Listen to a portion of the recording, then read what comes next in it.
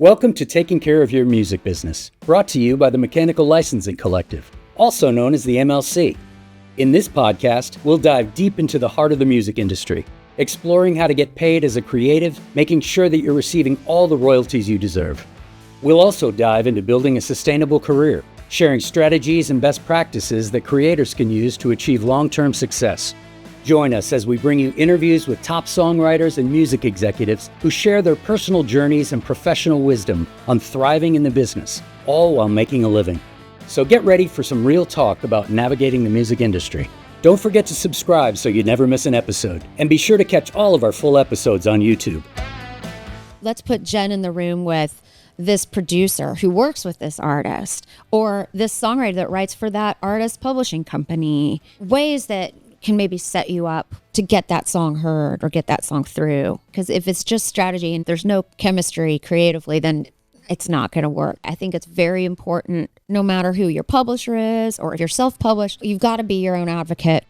Hey y'all, welcome to Taking Care of Your Music Business, presented by the MLC. I'm your host, Lillian Glanton, and today we've got a very special guest, Jenn Schott. Jenn is an established hit songwriter here in Nashville. She's originally from Pittsburgh, Kansas.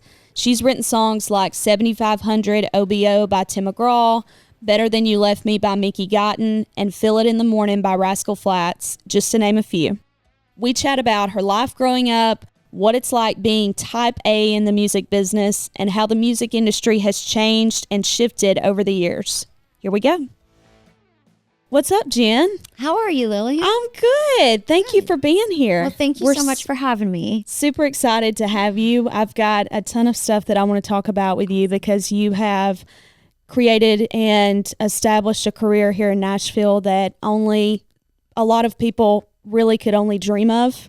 It's kind of to say. Seriously, it has been incredible because I feel like I started following you several years ago, and to see how far you've come and the success that you've had is just incredible. Thank you. So, and I know it took a lot of blood, sweat, and tears and hard work. Yeah. So when did you make the move to Nashville? So I moved to Nashville many moons ago. I moved in the summer of 1997 and then started writing full-time in 2000.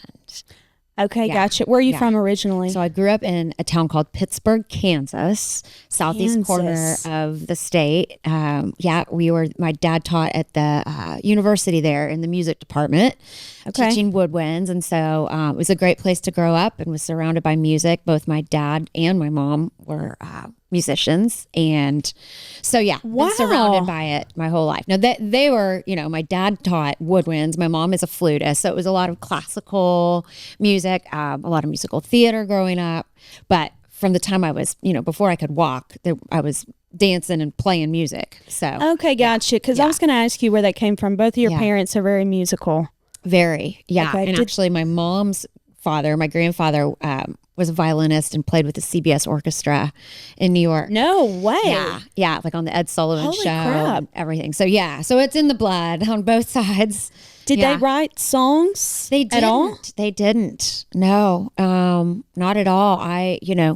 They got me started on piano, I think, when I was 4, and then I started, performing in musical theater because they were already in the orchestra pit, and they would drag me to all these rehearsals. And I think I was maybe 7 or 8. And I'm like, well, if I'm going to be here, can you let me audition? And so every summer did that. And then, I didn't start, and then played flute. So all 3 of us played flute, which I've got some funny videos of family trios, which was amazing. And then I didn't pick up guitar until I was in college.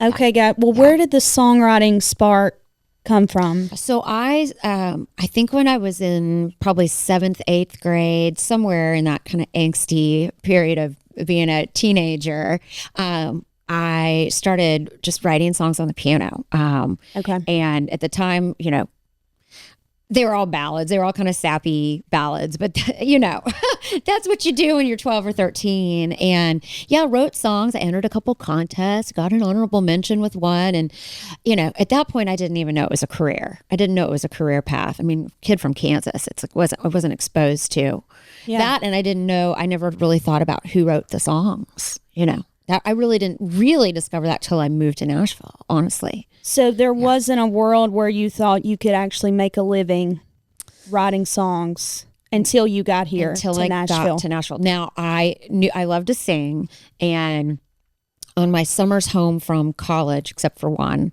I worked at a country radio station.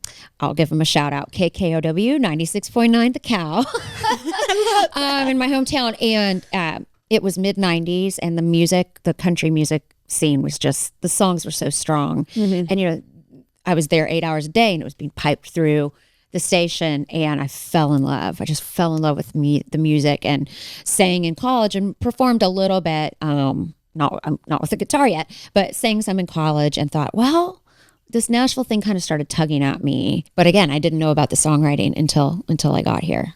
So when you got here, do you remember the first few things that you did? Were you going to rounds? How did you start to make connections? Yeah. So I mean, I knew nothing about any of it. And so before I moved to Nashville, I thought, well, I know I can't just show up and be a singer. I need to figure out a job. And I had a journalism degree. So I did some research and email. Well, no, I didn't email. Email was just getting on the scene, and wrote some people. Anyway, I don't know that this would happen these days, but I had a stack of resumes. I flew to Nashville by myself, and I walked up and down Music Row. How old were you? I was 22. Okay. I walked up and down Music Row with my resume, and I'd made a couple contacts through writing letters. But all that to say, I ended up being offered 3 jobs. One of the craziest thing is I had walked into the CMA building. Again, these things probably wouldn't happen these days, but I'd written to a man that worked there on the kind of publicity PR side and said, hey, I have this journalism degree. Could you give me some companies to maybe reach out to, some suggestions? And he had written me back. So I thought, well, I'll go try to thank him in person. He wasn't in that day, but someone at the office said, oh, well, would you like a tour of the building? And I'm like, yeah. Of course. I mean, again, I don't think this would happen these days, but they walked me through the building, and somebody overheard me saying I was looking for a job. And they said, oh, well, there's a music publisher down the street who's looking for a receptionist. This is the name of the person you need to reach out to and tell them that we sent you. And so I called and had an interview, and that was one of the jobs I was offered, and it's the job I ultimately took. And I really think that was a huge, trajectory. That's what changed everything for me. Yeah, you had your foot in the door all at of a that sudden, point. Yeah, it was my 101 in songwriting and publishing, how it all worked, because I didn't go to school for music business. So I learned so much there. And of course, immediately I'm like, oh, this is what I want to do. I want to write songs. So was studying everything that was happening there. Started getting guitar lessons. I started through my guitar teacher, met some other up and coming, young writers. We all had day jobs. We'd write at night. Co-writing was this new thing, right? And so, and then that transitioned into starting to play some writers' nights and meeting other writers. And I was in town, almost 3 years to the date from when I moved here to when I was able to sign my first publishing deal. So you signed your first publishing deal 3 years later. Yeah. How long did it take you to get a cut or any string of success in that publishing deal? My first cut out of that catalog, I believe, was 2 years, 2.5. Well, I wasn't there anymore. I was in another deal. So I think maybe 3 years, 3 years or so before I got a cut. No, maybe it was 2 years. But then the next cut, I think that second cut ended up being my first radio single.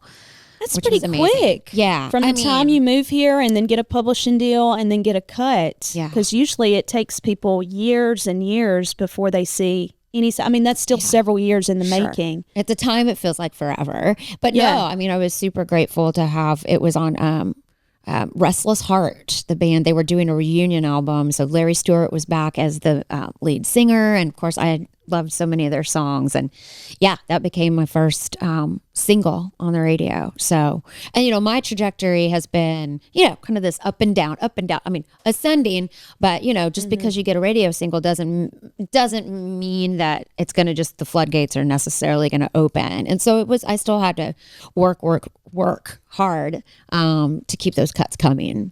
Yeah. Oh, I'm sure. Yeah. And then did you bounce around from publishing deal to publishing deal in the first beginning stages? Yeah. So I was at DreamWorks for a couple of years. They were kind of closing shop on their publishing side. And so then I went to a company called Almo Irving.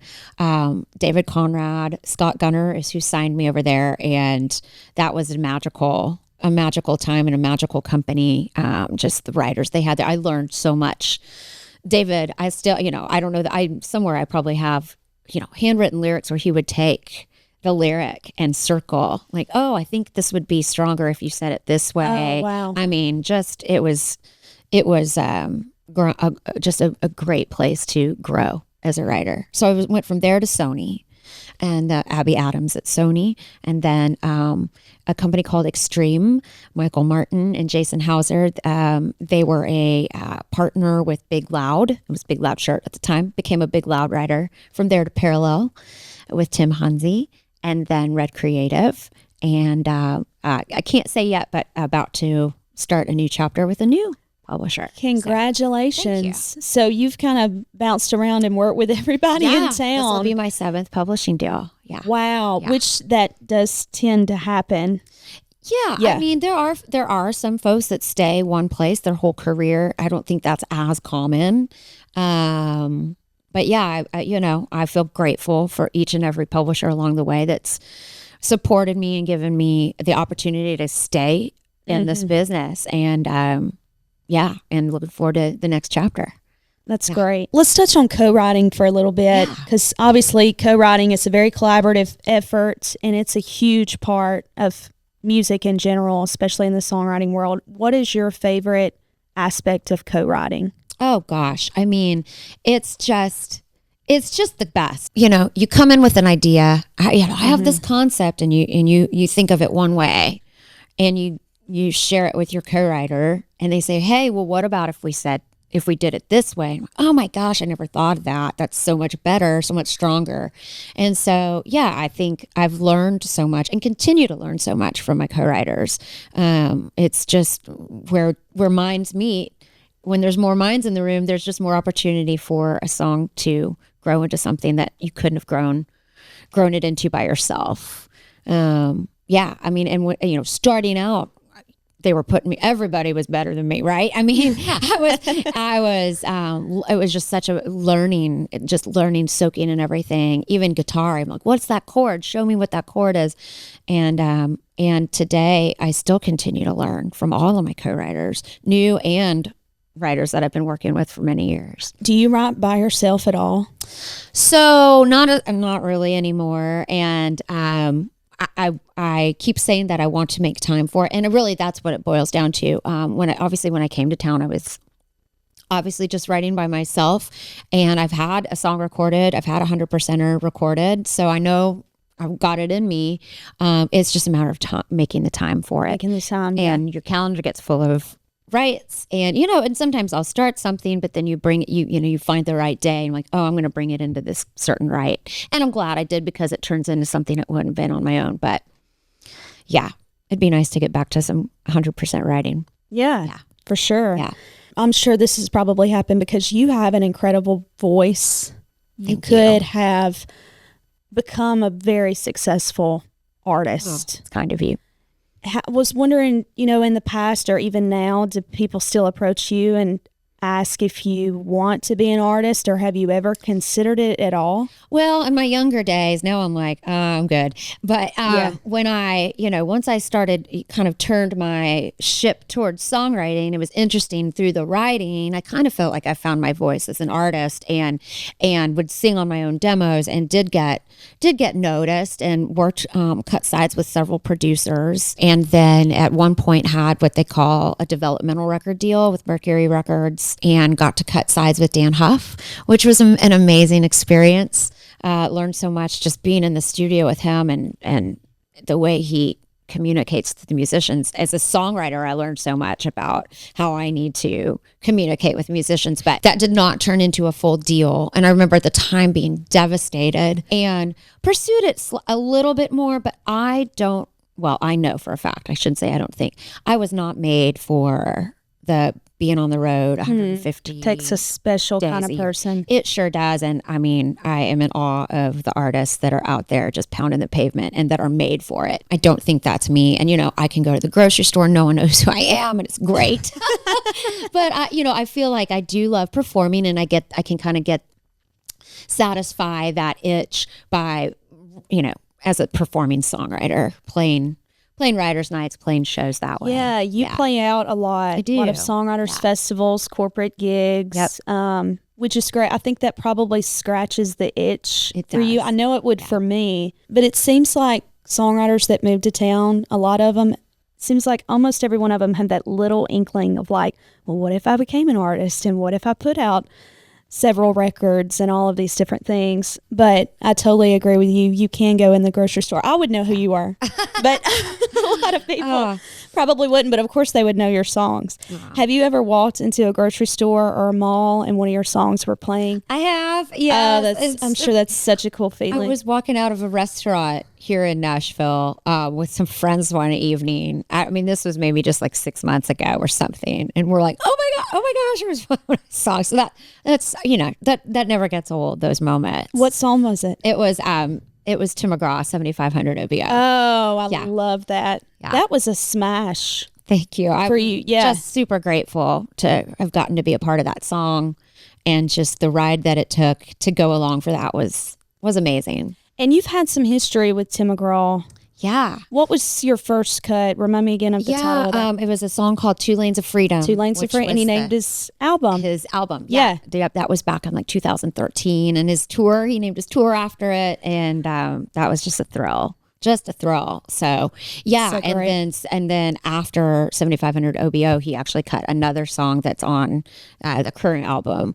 So I'm like, thank you, Tim McGraw. Very grateful. Shout out to Tim McGraw. Yeah. That's great. Well, obviously songwriting is your passion, and it's also a craft, but it is one of the toughest industries in the world. Oh, yeah. I mean, the music business is one of the toughest industries, period. It is. So how do you stay motivated and consistent through tough times and tough challenges? Because I know you've been in this town for a very long time. You've probably had some challenges arise. How do you stay motivated and consistent? Yeah, I mean, it's easy for me to say these things now because I know when you're in it, and I have friends that have been in it that are going through it. It's a tough town, and you're going to hear no so many times, and I have, and I think what I have always had to come back to is music's in me. Songwriting, I'm going to be writing songs regardless of if I'm doing it for a living. It's just in me. But the most important thing that's going to move my career forward is to keep writing. And so even in those times where I was really struggling and questioning whether I was supposed to still be in the business, it's like, I've got it. And I wanted to. I could keep writing. It's like, it's all I know. It's like to wake up and write a song, right? And that's just the simple version. Because, there have been moments of questioning, am I supposed to keep doing this? And tough meetings with, I remember I had a publisher, this was a long time ago, and basically he said to me during a meeting, there's only one person in the building that believes in you. And so I'm paraphrasing, but, and then he's like, I'm going to give you another year. Good luck. And no. like that's, and so, I mean, I had to stop writing for a minute because it was just such an awful meeting. But then it just kind of lit a fire in me, and I'm like, I'll show him. And so I went and wrote 5 or 6 songs by myself. I went and demoed them and put them on his desk, and it was great because you know what, there were a couple of those songs he personally pitched and made phone calls for those songs, and I'm like, wow. Okay. Sometimes you just need the fire lit under you, I guess. So yeah. Well, I'm sure you've developed thick skin over the years. Yeah. Like every publishing deal and every almost. Yeah. And you have to, it's hard because it's a job, but it's also a passion, but you have to kind of disconnect from it personally and put that part aside and look at it as business and know your worth, know your value, and just keep writing. That's such a great tip. Look at it as business. Yeah, you kind of, because boy, every time someone says they don't like your song, well, oh my gosh, it could really be devastating if you let it, and you kind of just have to let it roll off and just keep moving forward. Yeah, that's great advice. Yeah. over the years, the music industry has undergone substantial changes. How do you perceive these changes, and what impact do you think they've had on the songwriting and the publishing landscape? Like, what changes have you seen over the years? It could be money changes. It could be the way the business just works in general. What are some of those changes you've seen? Yeah, I mean, I think, strictly on the business side, the way we're paid, the way music is consumed is completely different from when I got to town. And, when I moved here, albums, people were still buying the physical product, and you can make a living as a songwriter purely on mechanical royalties, which are the sales, right? Those album sales. You can make a great living just off that. You didn't need a radio single.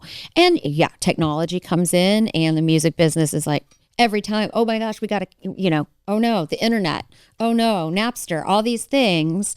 And the music business always rises and figures it out. Yeah, I mean, we've gone through a lot of challenges in the music business, and as songwriters in particular, of how we get paid and compensated it's way different than when I was starting out. I think creatively, it's more artist focused now, if that makes sense, than it was. I feel like when I first started, we're writing songs and just pitching, and we're collaborating more with artists now. I feel like there's more intention in the room on what we're doing each day. I mean, it's still creative, but there's intention on most of those days, if that makes sense. Yeah, so you said intention. So when you go into a room, you kind of know who's cutting. We do. What's going down. Okay. Yeah, and I mean, and I say that, and then sometimes a lot of times the conversation goes, okay, so who's looking? Who's getting, and then we go, oh, let's just write a great song, and we write a great song, and then we kind of cast it. But I think for the publishers, it's become more intentional on who they're pairing the songwriters with. So, if I'm not writing with an artist, well, let's put Jenn in the room with this producer who works with this artist, or this songwriter that writes for that artist publishing company. Ways that can maybe set you up to get that song heard or get that song through. I've never thought of it that way. It's like, just as much as you have to have a chemistry with someone in the room, it's also got to strategically make sense for success to happen. Both have to be there. I mean, because if it's just strategy and if there's no chemistry creatively, then it's not going to work. But to be open to both and find those kind of magical combinations is what's happening these days. Can you share any experiences? I know we've talked on a couple of them where you have faced challenges handling the business side of your songwriting career. Yeah, as far as handling the business side, I mean, I think it's very important, no matter who your publisher is, or if you're self-published, you've got to be your own advocate for your music, and you better double check every spelling of every title.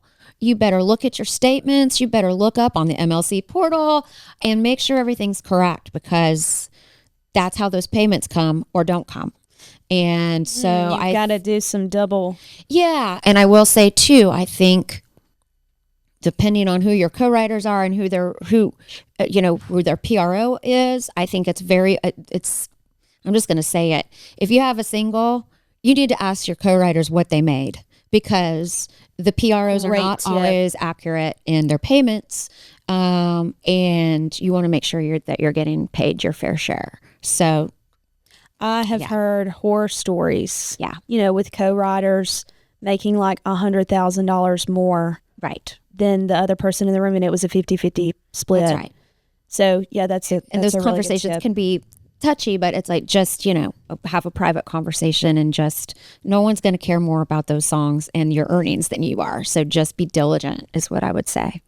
Well, and as a songwriter, you're making different revenue streams. You kind of don't really know what your check's going to be at the end of the month. Correct. How do you manage the feeling of that, not knowing, kind of knowing but not really knowing?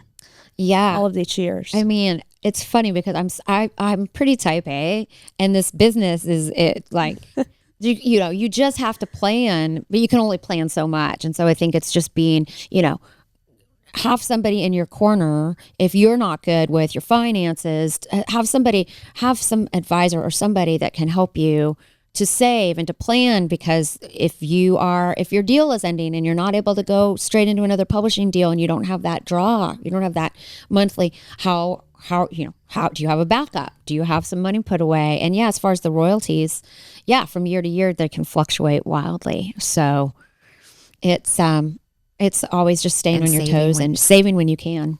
So that's great. Yeah. Type A in the music business can be a little challenging. Yeah, it can. But it's also a great trait. Yeah. It's also a great trait. I just think it's important. I mean, we're creatives, but we're also each a business person and we're our own little entity. You're your own walking billboard. Yeah. Yeah. And so you've got to keep track of all of it. Yeah. And if you can't, then find some people that can help you. Yeah. Find a money person. Exactly. Yeah. Sooner rather than later. Yeah. Yes, absolutely. So it's noteworthy that you sit on a committee for the MLC. What motivated you to take this on, and what are your favorite aspects about it?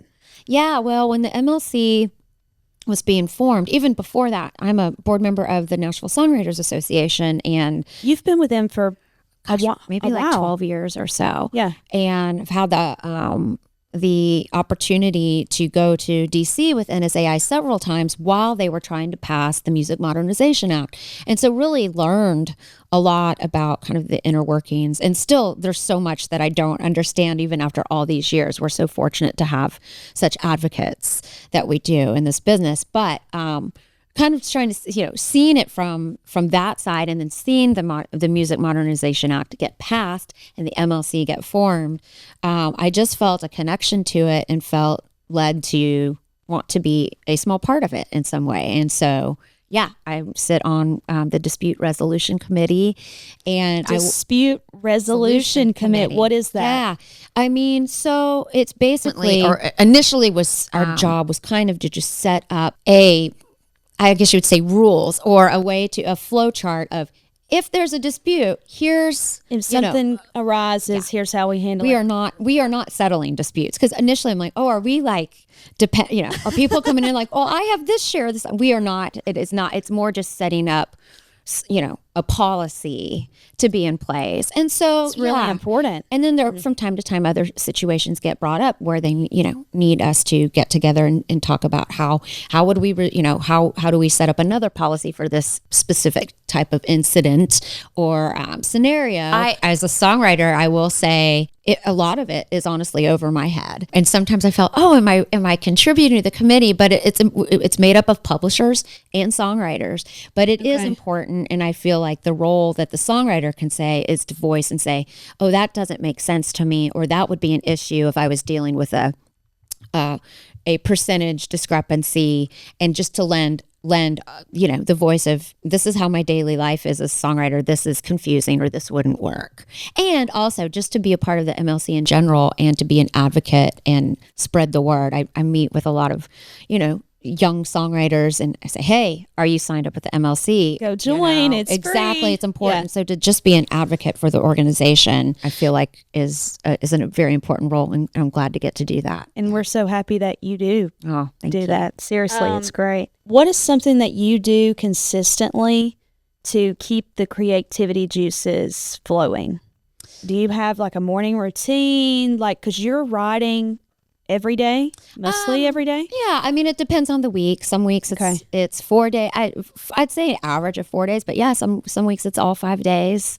Some weeks it's three days. But are you doing one run or back to backs? Usually just one. Every once in a while there's a finish. We'll do an early morning finish before starting at 11, or later in the afternoon finish. Rarely these days am I doing 2 a day. My brain just doesn't.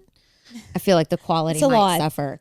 As far as what I do, I mean, on a daily basis, or on days that I'm writing, I sit down in the morning and, obviously I look at who I'm writing with that day. Is it someone I know? Is it someone I haven't worked with before? And kind of just look up if I don't know them, look up a bit about them. If it's an artist I haven't worked with, listen to some of their music. And then I keep ideas, I keep titles, and I'll kind of just go through those and pull some that I think might be good for the day. We may not use any of them, but I always like to come in prepared and have something to offer. As far as just fostering creativity in general, I mean, I read a lot. I find that being outdoors and traveling fill me up. Yeah. And kind of, and listening to music. Like I love kind of just driving around listening to music, or if I'm cooking in the kitchen, have music on, just soaking it in, always tends to inspire. And, movies, TV. But I think the biggest would be reading and traveling. Yeah. Do you keep ideas in your phone? Oh, yeah. All the time. How often are you writing ideas down a day? Is it sometimes none? Is it sometimes 2 or 3? It varies. I mean, yeah. There's could be weeks where there's none, just where nothing's coming, and that's why I'm glad I have a long list. And then other days they're just, it could be a several in a day. I mean, the other night I was watching something on Netflix. It was not that great, really, but one of the characters said something. I'm like, oh, write that down. There's a title right there. Mm-hmm. Yeah, good. So you never know where it's going to come from. That's awesome. What legacy do you hope to leave behind in the world of songwriting? Oh, that's a great question. I think when I'm looking outwardly as a songwriter, I think my hope has always been that a song, that's something I've been a part of writing, makes a difference to somebody, whether it brings joy or comfort, whatever that emotion is. I just hope that it moves somebody in some way.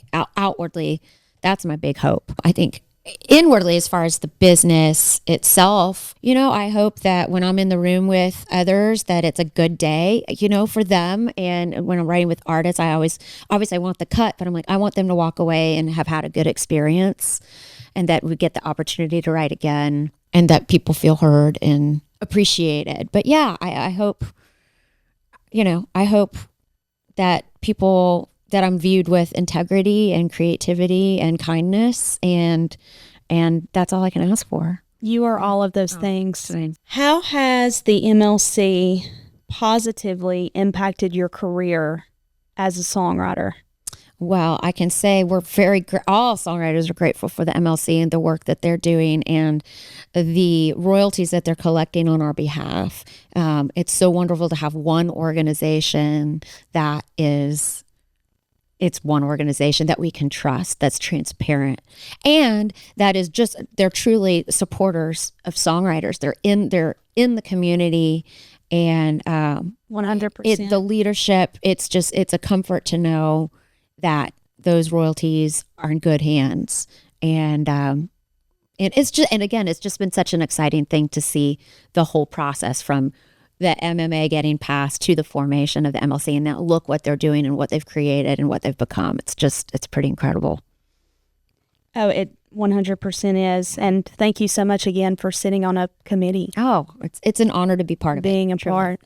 Well, what you got going for the rest of the day? Well, I am going to go write a song. And it's a sunny day here in Nashville today, so the windows will be down when I'm driving around town. And then just some errands later today. Yeah. Sounds like a good day. Yeah. Sounds like a good day. Jenn, thank you so much for being here. Thank you for having me, Lily. Jenn Schott, everybody. Jenn Schott, everybody. What an incredible conversation.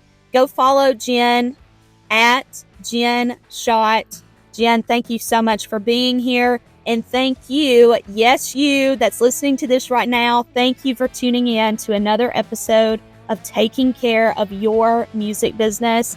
If you've got a music business question, reach out to us at podcast@themlc.com. And please, if you can, it takes 30 seconds, please leave us an honest review. We would really appreciate your feedback and your support. And we'll see you guys back here for our next episode.